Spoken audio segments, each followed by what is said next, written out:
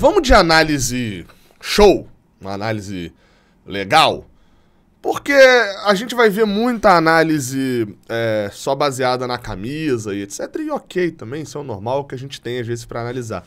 Mas o Fluminense vai pegar River Plate, Sporting Cristal do Peru e também o The Strongest da Bolívia. E o que dá pra gente dizer, principalmente sobre aquilo que a gente não sabe. Ou melhor, também por outro lado, que eles disseram da gente, principalmente da Argentina. Nesse vídeo aqui a gente fala sobre isso. Não esquece de deixar um like aqui embaixo, de se inscrever aqui no canal, dar uma moral compartilhando esse vídeo aí também, porque esse vídeo tem bastante informação. Bem, cara, primeira coisa que eu vou começar dando uma lida aqui é o que eles estão falando sobre a gente. Bem, tá aí uma matéria no jornal Olé, que eu vou botar aí na tela. Não é uma matéria super aprofundada e tal, aquelas matérias, né, do tipo, que você precisa saber, né? E por que eu vou botar essa matéria aqui primeiro? Pra você saber que estamos falando deles como eles falam da gente, tá? Então, é sempre bom botar esse tópico aqui. O que a gente vai falar aqui do Sporting Cristal, do River e do Strongest, eles falam da gente da mesma maneira. Então, só pra você saber o nível de conhecimento que a gente tem deles. Vamos lá, olha só. 5 dados, 5 informações que você tem que saber sobre o Fluminense, rival do River Plate. A equipe brasileira aparece como adversário mais forte dos treinados por Martin Demichelis, que é o treinador do River agora, né?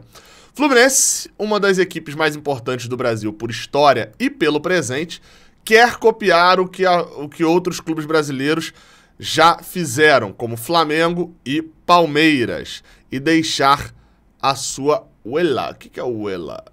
Sua marca, né? Sua marca, acho que é sua marca na Libertadores. Aqui no Olé contamos tudo que tem que saber sobre a equipe carioca, que será rival do River Plate. Aí eles começam com o possível time titular. O 11 de titular do Fluminense e a possível formação para a estreia na Copa seria Fábio, Samuel Xavier, Nino, David Braz e Alexander Gomes da Costa. O famoso, não sabemos se ele é o Gomes, se ele é o da Costa, se ele é o Alexander, te bota o nome inteiro. André, Felipe Melo, Felipe Melo. Você vai entender já o porquê que Felipe Melo tá aqui. John Arias Ganso, Paulo Henrique Ganso e Matheus Martinelli. Germancano, o treinador é Fernando Diniz. Marcelo, lateral 5 vezes campeão da Champions com o Real Madrid, se incorporou, né, chegou ao time recentemente e seguramente terá minutos nesta Libertadores. Basicamente eles tiraram Keno e botaram Felipe Melo, né? Por aqui. E isso faz parte daquela lógica de se eu conheço o jogador e ele é um jogador grande, vitorioso, com certeza ele é titular, né? Faltou aqui, o Olé deu uma descaída nessa daqui. O destaque. O argentino Germancano é hoje o jogador mais destacado do Fluminense. O atacante de 35 anos leva consigo números descomunais desde a sua chegada ao clube no ano passado. E em 2023, as coisas não são diferentes. Em 11 partidas do Campeonato Carioca, ele fez 14 gols. Em 2022, ele foi o terceiro jogador com mais gols em todo o mundo, 44. Ficando atrás só do Kylian Mbappé, que fez 56, que foi bizarro. Porque teve a Copa ainda também do Mbappé, né? E Erling Haaland, que fez 46 gols e superando os craques como Robert Lewandowski, Karim Benzema, Harry Kane, Lionel Messi, Felipe Cardoso, entre tantos outros. E aí, a gente vai para outro ponto. Isso aqui é tudo certo, né? O destaque, o notável mesmo para um jornal argentino, é o Germancano. O treinador. Fernando Diniz chegou ao Fluminense em maio de 2022 para dirigir o seu segundo ciclo no clube, sua segunda passagem. Desde então, armou uma base sólida e planejou, utilizou uma ideia de jogo muito ofensiva com a que ele logrou 26 vitórias, 9 empates e 9 derrotas em 40 jogos. Além disso, além de se consagrar campeão da Copa Guanabara em cima do Flamengo. A Copa Guanabara não vale... Olha o ponto que eu sempre falo, né? A Copa Guanabara, a Taça Guanabara, ela não vale de nada. Agora, isso daqui pra quem tá lá fora, o em cima do Flamengo, vale. A gente tá falando do time que nos últimos 3 Libertadores, das últimas 4 Libertadores, ganhou 2 e perdeu uma final da outra. Ele só não teve uma final. Então, isso vale, tá? Isso aqui dá moral. Quando o cara lê isso daqui lá fora, dá moral. O treinador dirigiu a sua vida inteira times do Brasil, passando por Santos, Vasco, da Gama e São Paulo, né, o famoso São Paulo, entre outros. Diniz, treinador. Basicamente o que destacam aqui da ideia do Diniz é que ele tem uma base sólida e uma ideia de jogo muito ofensiva. Não mentiram, né? Raso, mas não mentiram. O estádio. O Fluminense joga de mandante no mítico Maracanã, do Rio de Janeiro. Este estádio sempre nos presenteou com um verdadeiro desafio, sempre se mostrou, né, um verdadeiro desafio para as equipes argentinas, a tal ponto que Independiente em 64 contra o Santos e Argentinos Júnior em 85 justamente contra o Fluminense são os únicos, quer dizer, se são 2 não são únicos, né, são as 2 equipes argentinas que conseguiram sair vitoriosas pela Libertadores. Só Argentinos Júnior e Independiente venceram no Maracanã jogando pela Libertadores. Nunca outro argentino venceu que não seja essas 2 ocasiões. Lembrando, o Fluminense joga de local no Maracanã. Bonita foto, hein? Isso dá uma moral, o Maracanã lotado. Isso aqui eu acho que é a despedida de Fred ou não. Parece um calção azul aqui. Eu acho que é despedida de Fred por causa da... não, é despedida de Fred contra o Ceará. É despedida de Fred contra o Ceará, a Norte aqui embaixo lotado. Tem um detalhe sobre essa conta aqui, que é o seguinte, o Fluminense jogou contra o River, né, no Maracanã, e empatou por 1-1 na estreia da Libertadores 2021. E por último, o fato de que o Fluminense nunca foi campeão da Copa Libertadores e neste ano conta com um grande elenco, buscará fazer história e terminar na frente no continente, no torneio do continente, né, terminar por cima. A equipe se classificou para a fase de grupos de forma direta para finalizar em terceiro no Brasileirão, só atrás do Palmeiras e do Inter de Porto Alegre. Você vai ver esse vídeo agora, que é do canal Juan Cortese. Ele faz uma análise do Fluminense, né, do grupo do River Plate, mas obviamente uma análise do Fluminense. E é uma análise bem interessante. Mas você vai entender agora por que Felipe Melo é colocado como titular lá. En el ámbito continental lo empezará a emprender el conjunto de Martín de Michelis. A continuación, ya saben todos los rivales que se le vienen a River a partir de la próxima semana, no esta entrante, sino después del partido contra Unión de Santa Fe. Y vamos a repasar ahora los 3 rivales que tiene el conjunto millonario, cuáles son especialmente sus actualidades, de qué se trata Fluminense. Se você não está entendendo, tem a legenda automática do YouTube na tela, por supuesto, tá? Cómo está Traduzida. A continuación, Vai falar do vamos a Fluminense. meternos en la actualidad de cada uno de los rivales millonarios. Fluminense viene de una buena manera en el campeonato brasileño, en realidad todavía no está jugando el Brasileirao, sí está haciendo en este caso una muy buena actuación en el torneo Carioca, que bueno, justamente va a jugar la final contra el actual campeón de la Copa Libertadores y por supuesto también Carioca como Flamengo. Son 2 partidos en donde se va a jugar uno como visitante y el otro como local. Impressionante, assim, tudo bem que ele falou um como visitante, outro como local.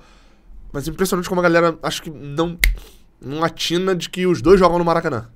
Bueno, habitualmente son partidos de ida y vuelta, tiene a Germán Cano como su goleador y la realidad es que tiene, como todo equipo brasileño, un muy buen presente. Es un equipo, yo no digo para temer, pero sí para estar muy atento. Es un equipo que tiene individualidades importantes, que hoy tiene un individualidades importantes, buen nivel y que realmente está teniendo actuaciones destacadas en el campeonato Carioca. Está tendo atuações destacadas no Carioca. Claro que antes de jugar el Brasileirao, casi siempre los equipos lo que hacen es empezar a definir desde sus estados los primeros campeonatos del año en la Argentina, en Brasil, y por supuesto, hablando del fútbol argentino, hoy lo que tenemos que empezar a pensar es que tanto en Brasil como en Buenos Aires, creo que a River le va a ser un rival muy parejo. Me parece que probablemente sea, sobre todo por el nivel que está teniendo el equipo brasileño, quizás el rival a vencer en la... Ou seja, Fluminense é o rival, olhando pela ótica do River, é o rival a ser batido dentro do grupo. E tanto no Rio quanto no Monumental, vai ter jogo, né? Porque, vamos lá, o River se acha o melhor do grupo. Então ele tá falando numa análise de que, olha só, o River é o melhor do grupo, mas esse time aqui é o rival a ser batido, tá? Se você quer ser primeiro colocado, tem que ganhar ele, porque ele é quem pode tomar a sua primeira colocação. Fase de grupos como para, por supuesto, empezar a contar con octavo de final. Así que Fluminense, complejo, rival de cuidado, que tiene un muy buen presente y que por supuesto tiene al super goleador del mundo, a Germán Cano, el argentino, que es obviamente una de sus principales figuras. También está Felipe Melo, aquel futbolista de Palmeiras tan emblemático y tan multicampeón también con Brasil. Así que un primer rival para estar muy atento y donde seguramente va a ser una serie muy pareja con el conjunto brasileño. Ou seja, entenderam, Felipe Melo? A lógica? É o ponto que eu falei. Todo mundo... Ah, Felipe Melo. É Felipe Melo, Felipe Melo. Tem Felipe Melo, hein? Lá tem Felipe Melo. Porque o cara chama atenção, né? Sobre o Strongest, eu assisti boa parte de um programa boliviano. Basicamente, a lógica do Strongest é a seguinte, assim...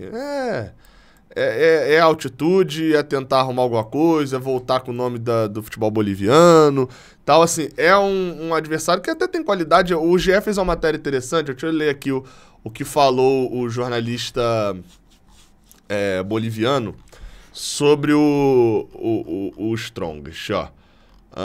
Cadê?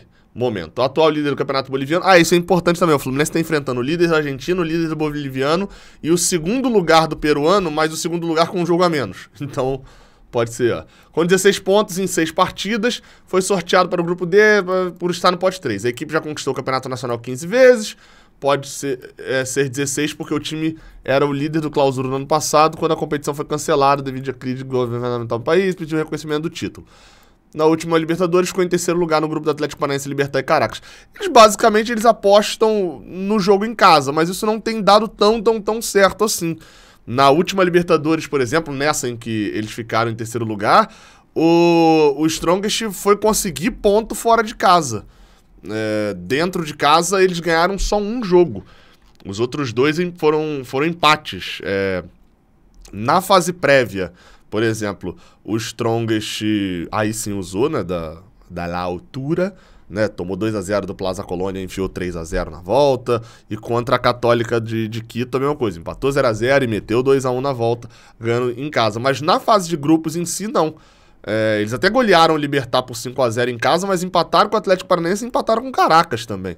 E aí fora de casa foram arrumar um empate contra o Caracas, mas tomaram coça do Atlético Paranaense, perderam pro Libertad. Então, assim, em 2021 também é a mesma coisa, também não ganharam os 3 jogos dentro de casa, né? Cadê? Deixa eu conferir aqui contra qual foi, ó. Deportivo Táchira, The Strongest. Perderam pro Boca, ganharam do Barcelona de Guayaquil e do Santos, mas, enfim, perderam as 3 fora de casa também. Então, é um time que historicamente vai contar com a altitude, mas, enfim... Agora, aí vem aqui, ó, de todas as equipes bolivianas é a que chega com mais confiança porque seu nível cresceu muito com o técnico Ismael Rescalvo, que chegou em janeiro. Na pré-temporada, o trabalho que realizou já se notava o dedo do treinador. É uma equipe muito ofensiva e as mudanças que ele faz nos jogos são muito táticas e têm dado muito resultado. E pelos reforços que atraiu também, como o atacante Junior Arias, que se converteu em pouco tempo para ideal para Henrique Triviero. E Guilherme Vizcarra dá segurança tremenda desde o ano passado, é o melhor goleiro do futebol boliviano. O Strongest sofre com um problema que o Sporting Cristal também vai sofrer, que o Fluminense acaba não sofrendo tanto nesse nível, eles são protagonistas dos torneios locais.